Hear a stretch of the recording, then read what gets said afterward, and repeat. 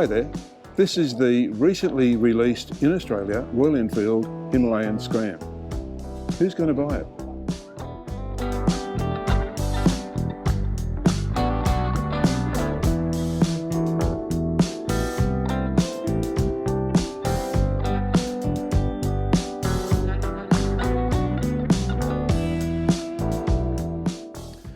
This morning I'm here at my local Royal Enfield dealer Western Motorcycles, and I'm fortunate enough to be able to view the entire colour range of the new Scram sitting here on the floor. They've only recently come in and none of the colours have been sold yet by the look of it. So they're all sitting here, and I do have to say that these bikes look so much better on the showroom floor than they do online.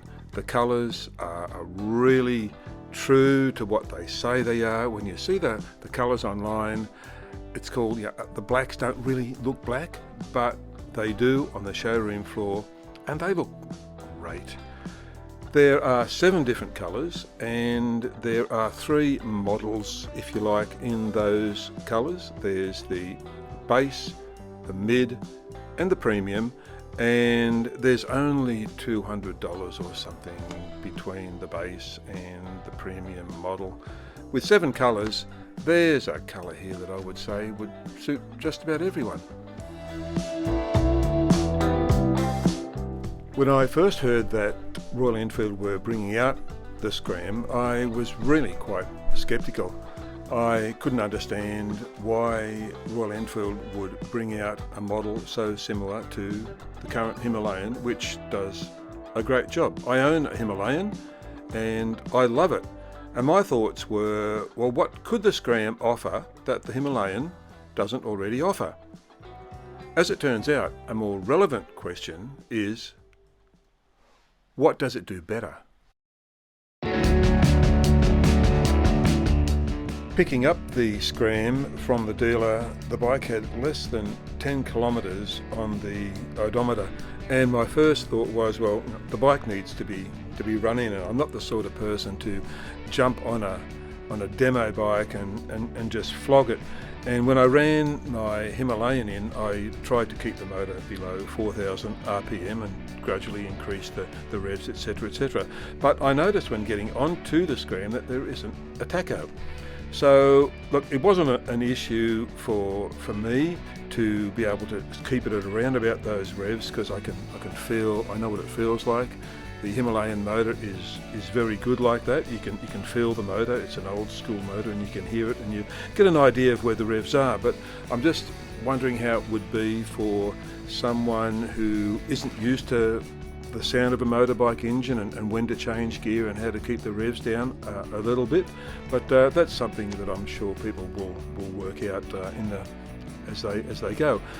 Riding the Scram, the motor feels the same as the Himalayan, and that's a good thing. But the Scram feels smaller, and I was speaking to people about that, and they say, yeah, it feels smaller, but it's not really that small. The seat height is only 5mm lower. The bars are closer to the rider, and it does have a smaller front wheel. It's a 19-inch front wheel as compared to the Himalayan, which has a 21-inch front wheel. The wheelbase is shorter by 10mm. That's because of the steeper steering head angle, and all of these things combine to make the bike more agile and gives the Scram a lighter bike feel. Then there's the seat. Let's talk about the seat. The first obvious thing that the Scram does way better than the Himalayan is the seat. It's a one-piece seat, and it is so comfortable. It actually feels like a gel seat. It's wider, but it doesn't compromise leg reach to the ground. It's a significant improvement. The second thing is that the steering is sharper. It's more responsive to rider input. The Himalayan is kind of a lazy steering bike. It holds the line really well. It reminds me a whole lot of my old V-Strom 1000 that I used to have. but the Scram, it tips into the corners and it's really manoeuvrable in traffic. It feels light and it's really very much like a sport bike. It's a whole lot more sporty than the Himalayan, and that will appeal to a lot of people.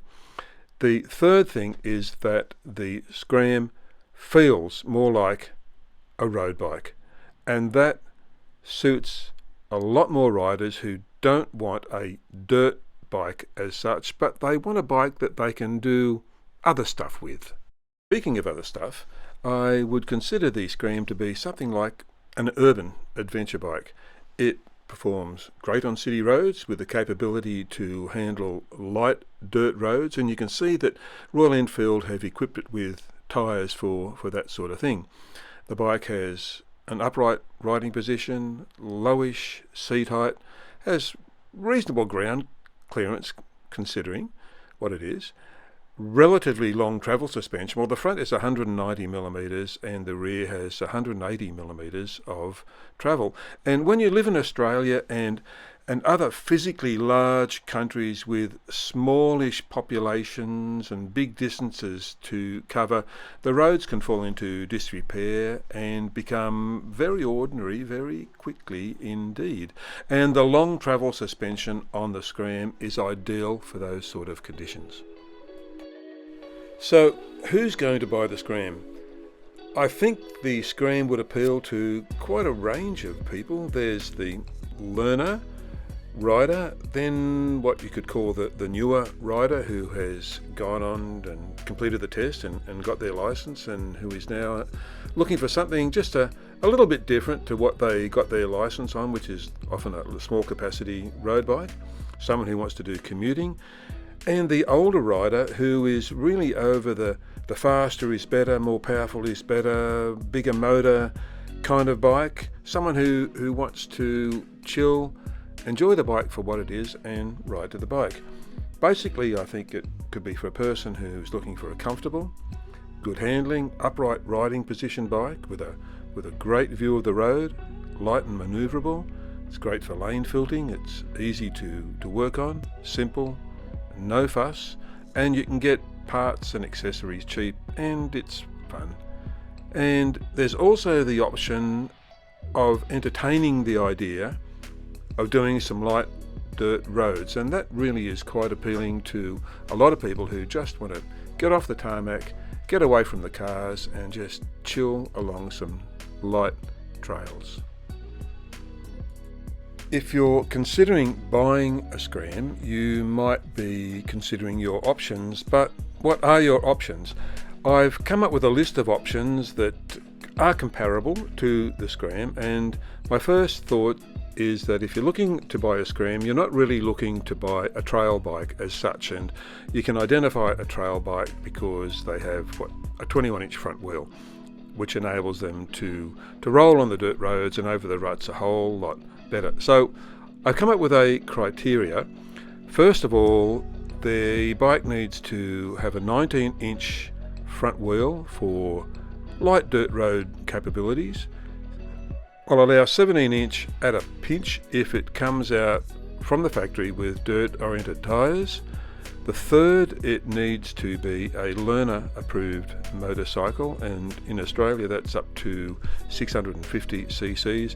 And the third consideration, which is really important, is the cost is maximum 10,000 Australian dollars, and that's around about 6,800 United States dollars. So the considerations are, we're going to be looking at the weight of the bikes, the seat height, the suspension, front and rear travel, the front wheel size and the cost. I will also in the list include the power figures for each bike and the size of the motor for each bike that we're looking at, and this is an important consideration because the bikes range in engine size from 300 cc's up to 500 cc's. However, having said that, the purpose of this video is not to directly compare engine performance, but rather to give an overview of what is available on the market out there. And the list of options of available comparative bikes is not great, so let's have a look.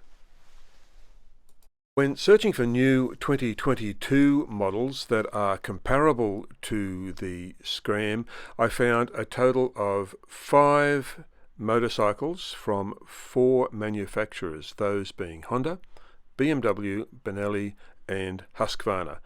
I seriously considered the Suzuki V-Strom 650 a very good bike indeed, but unfortunately that fell way outside our $10,000 limit search criteria.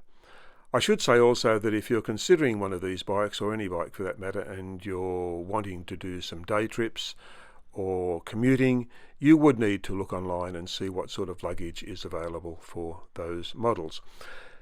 However, at the moment, let's look at our benchmark for this test, the Himalayan Scram. The Scram is the only air-cooled bike on the list, and it's a single. It is the lowest revving bike. It has the least power, it has the least torque, but it achieves its best at low revs. And if you don't like revving a motor, then maybe the Scram could be a bike for you. It does have the lowest seat height, it has the longest travel suspension, and it's a middleweight. It comes in at 185 kilograms wet.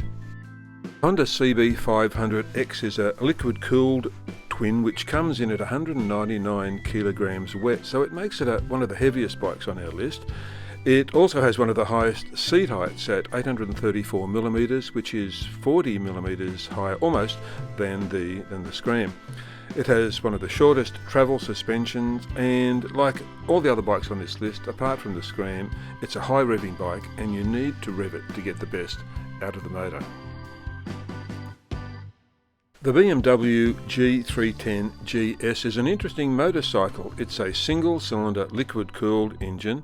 It's the second lightest on the list, and it's 20 kilograms lighter than the Scram. However, the seat height is 835 millimeters, 40 millimeters more than the Scram, so it makes it nearly the tallest. The suspension travel is good. It's really comparable to the Scram. It's 180 millimeters front and rear.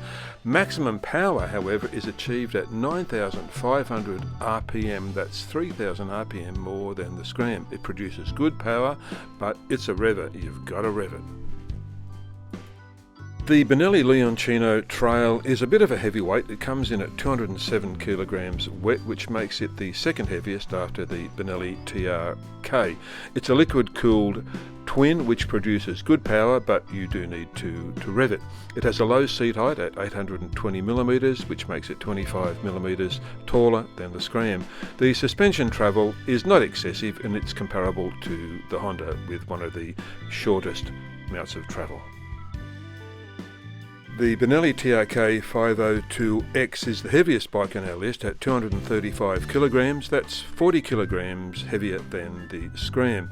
Similar to the Leoncino, it's a liquid-cooled twin, basically the same engine figures. It's a high-revving motorcycle. It has the tallest seat height, which is 45 millimeters taller than the Scram. The suspension travel is relatively short, but it does have 10 millimeters more travel on the front than the Benelli Trail. Last motorcycle on our list here is the Husqvarna Svartpilen. It's a very interesting bike indeed, not just because of the way it looks. It's one of those bikes you just can't ignore it. It has a liquid-cooled single-cylinder motor, and I've included it, even though it has a 17-inch front wheel, because of the aggressive dirt tyres. Husqvarna seem to be making a statement. They're saying this bike is to be used off-road, okay? It's the way lightest bike on the list at 152 kilograms, which is 43 kilograms lighter than the Scram, and the seat height also is the second lowest to the Scram at 810 millimeters. However, it does have the least suspension travel. It's one of the most powerful motors, but you need to rev it up to 9,000 RPM to get the most out of this bike. And if you're after something that's very different, something that is a bit of an attention grabber, this could be the bike for you. So that's our list. It's not an extensive list, but there are some very interesting bikes on there, very, very different bikes, and I guess it comes down to what you're expecting from your motorcycle. Basically, if you're after a really low maintenance, low stressed, easygoing motorcycle, the Scram would be the bike to go for. However, if you're after something with a whole lot more power, there are a number of bikes that you could choose from in the list. Really, it comes down to your personal choice, and go out, have a test ride on them, see what suits you, and make a choice from there. So that's the Royal Enfield Himalayan Scram 411. It's been an eye-opening exercise for me to make this video, and one of the biggest takeaways for me is that I really underestimated just how good the Scram is. And when you consider what the Scram can do, considering the options available out there, it's very, very good value indeed. And considering the criteria I used to include the bikes in the options list, if you think there's a bike that I've missed, you might like to leave a comment down the bottom. And if you bought a Scram, you might like to let us know why you bought it. And if you bought something else, then that would be good to know why you bought that as well. Initially, there's no right or wrong bike to buy initially. That comes later, once you've had it for a while. So I hope you've enjoyed this video, and if you have, maybe a thumbs up, and you might even like to subscribe. So until next time, I hope you're enjoying your bike that you're riding at the moment, and go well. What do you think of the new Royal Enfield Himalayan Scram? Okay.